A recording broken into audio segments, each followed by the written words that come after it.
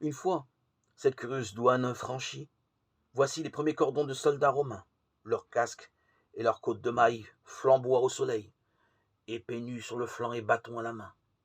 Ils filtrent cette longue procession, sans cacher leur mépris pour ces juifs qui, écrira un an plus tard leur grand auteur Tacite, rapportant une opinion très répandue à Rome, sont une race abominable. Ils viennent d'un peu partout, ces légionnaires recrutés, dans les territoires où l'Empire a étendu la main. Ils sont blonds, noirs, bistres. Ils échangent en un sabir où se mêlent latin, grec, araméen, langue et patois divers. Des plaisanteries sur cette foule poussiéreuse, vêtue de bleu, de blanc et de gris, qui se presse vers le temple en faisant mine de ne pas les voir.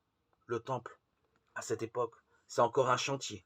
Et depuis des années, une trentaine environ, quand l'enfant va y rencontrer les docteurs de la loi, Hérode l'a voulu immense et superbe pour célébrer sa propre magnificence et tenter de se concilier les Juifs, qui le considéraient comme un collaborateur de l'occupant et un renégat.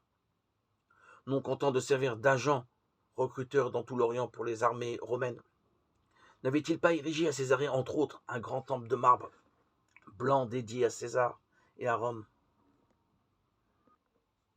Or, après la destruction du temple de Salomon, après leur retour d'exil en Égypte, les Juifs en avaient certes construit un autre, mais plutôt pauvré, modeste, à la mesure de leurs moyens de vaincus. Hérode savait que pour son peuple, le temple était à la fois le lieu de l'absence de Dieu, car on ne peut l'enfermer, le contenir dans une construction de pierre, et de sa présence l'éclatante manifestation de sa royauté.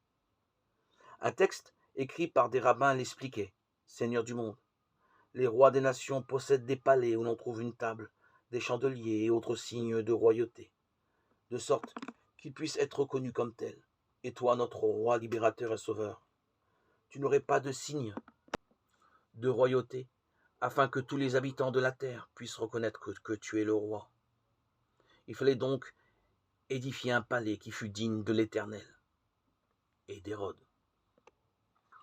Les prêtres, qui eussent dû bondir de joie et fondre d'émotion à l'annonce de ce projet, se méfiaient.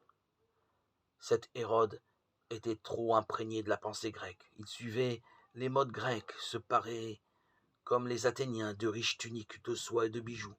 S'était fait construire dans les déserts une petite douzaine de palais de style corinthien. Si on le laissait faire, il leur construirait un temple grec païen pour tout dire.